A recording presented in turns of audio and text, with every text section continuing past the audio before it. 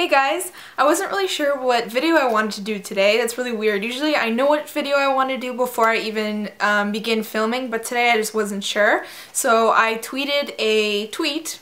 I sent a tweet asking what you guys would like to see from me, and I got a response from the Dancing Reader, and she said that as a request that she asked me to do the Books of All Kinds video, so I thought that was a really good idea. So thank you for your response. If any of you have requests for videos, follow me on Twitter. It's a great way to send me ideas, and sometimes I ask you guys questions and it really determines which video I do sometimes. So this is the 4th episode of Books of All Kinds, and in the last video I asked you guys to go in between dark YA and standalones, and it ended up being that standalones won by a large portion of votes, and thank you guys so much. You guys left 156 comments, which is mind-blowing, so thank you so much. For the next voting process, what I'm going to do is let you guys vote on which ones you want to see. So it could be anything from vampires, adventures, action, anything you want, leave it in the comments. And the next one I'm going to do is dark YA, and I'm going to take the top two highest voted one from this episode and have you guys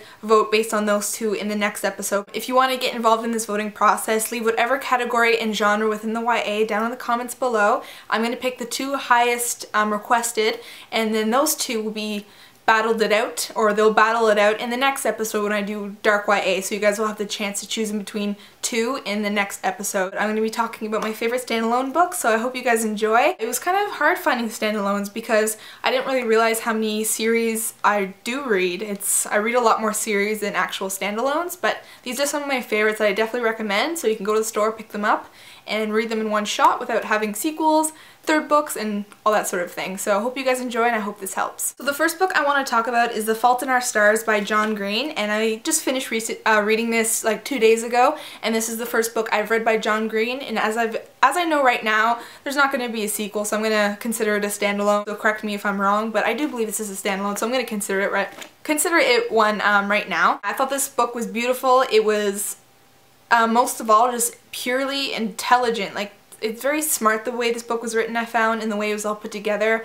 And John Green's writing is something I've never experienced before ever, and I felt like it was something that really impacted me and made a difference in the way I'm going to read books in the future, because I feel this is just so different and incredibly unique from anything I've ever read. Never thought an author could put this much thought and intelligence into a plot and incorporate it in such a life-changing and really thought-provoking story. We follow a girl named Hazel who does have cancer, and it's the cancer that has been affected her lungs. She's bought herself a couple of years because the tumors that she did have actually shrunk. Pretty much what she has to do is breathe oxygen through a tank because she has trouble breathing, and she carries it around, and it's kind of like this trolley where she pretty much depends on it to breathe, and it was really heartbreaking to read about, but she is a very strong character and I loved her for that. So Hazel is a part of a cancer kid, or it's just a cancer kid support group. She's a part of it and she doesn't really like it.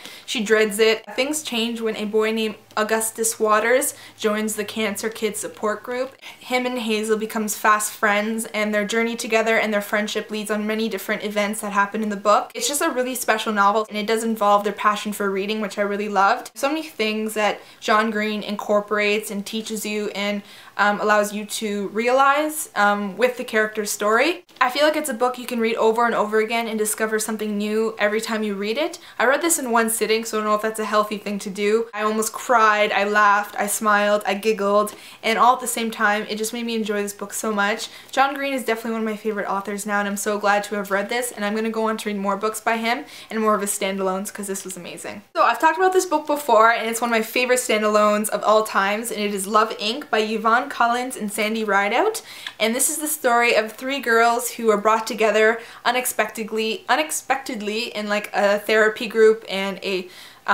this support group sort of thing. They all discover that they're dating the same guy, and the same guy has been 3-timing them, and pretty much the 3 of them decide that they need revenge, and that revenge that they do leads to this company they create called Love, Inc., and it's the story of them, how they deal with this whole situation, and how they come to grow with this company, and how they come to learn about relationships relationships and themselves and how they come together and create a really cool friendship between one another. It's so fun, so funny, really entertaining, and there's some cute romance in here. They learn more about themselves and each other through this experience, and it was so fun, so hilarious, and just overall entertaining. I couldn't put this book down, and I think you guys will really love it. Alright, so the next book I'm going to talk about is 13 Reasons Why by J. Asher, and I thought this was such a thought-provoking and incredible novel that teaches you something really memorable and just incredible, and I think this is really a life-changing book. What it teaches you and what it tells you and how it conveys that is something that's really powerful and one of a kind. So we follow a boy named Clay Jensen who comes home from school to find a very strange package on his porch. He soon discovers after opening the package that there are several cassette tapes in the box that was given to him. These cassette tapes are recorded by a girl named Hannah Baker, and this girl committed suicide 2 weeks ago. On the cassette tapes, Hannah says that there are 13 reasons why she committed suicide, and if you receive this package, that means that you are one of the reasons why she did so. So this package has been handed off from person to person, and these people are incorporated in Hannah Baker's story as to why she committed suicide. Clay does not understand why he could be on this list, didn't realize that his own life and his actions impacted her death. So he's really anticipating and worried and anxious about finding out why exactly he received this tape and why exactly he's on this list. He doesn't understand why. Hannah sends him from place to place to tell the stories as to why she committed suicide, so she incorporates a map within the package that is actually the inside cover, and this is the map that he uses to go around town to the spots that she has talked about. Meanwhile, she's pretty much teaching Clay more about himself than he could have ever realized, and I just really love the story and the moral and the way it's done with the cassette tapes and just the way it's done overall, and how a lot of readers can learn from this, and it may change the way they live from day to day. So definitely check it out if you want something that's really impacting, beautifully written. What it teaches you is the most important thing overall. So the next two books I'm going to talk about are two from an author named Sarah Ockler,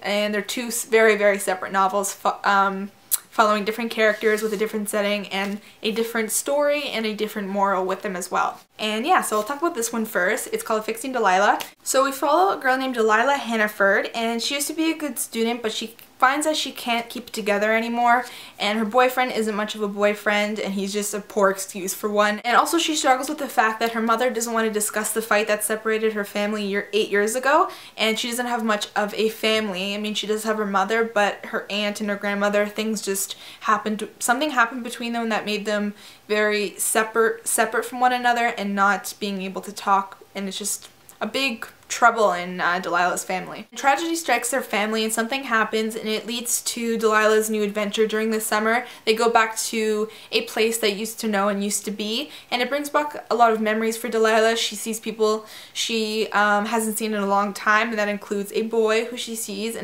after a very long time. And she learns more about herself, there's romance, and it really teaches her about who she really is and who she needs to become and how to be the real Delilah again. And she learns more about her family, and the family is a huge part of this, which I really loved. So there's a really cute romance in this, so I definitely recommend it because it's just so great and very heartwarming and just an overall really enjoyable read that I think you guys will really like. And there's 20 Boy Summer, which is a lot more impacting and a lot more heart-wrenching because it is much more sad. So we follow pretty much 3 characters in the beginning of this. We have Anna, Frankie, and Matt. Now Frankie and Matt are brother and sisters, and Anna is like their best friends, and they're all really close and all really great friends. One thing leads to another. They go out for ice cream and things go very wrong. They are in an accident and Matt ends up passing away, and it really hurts everybody, including Anna and Frankie. It hurts Anna the most because she wasn't able to tell Frankie beforehand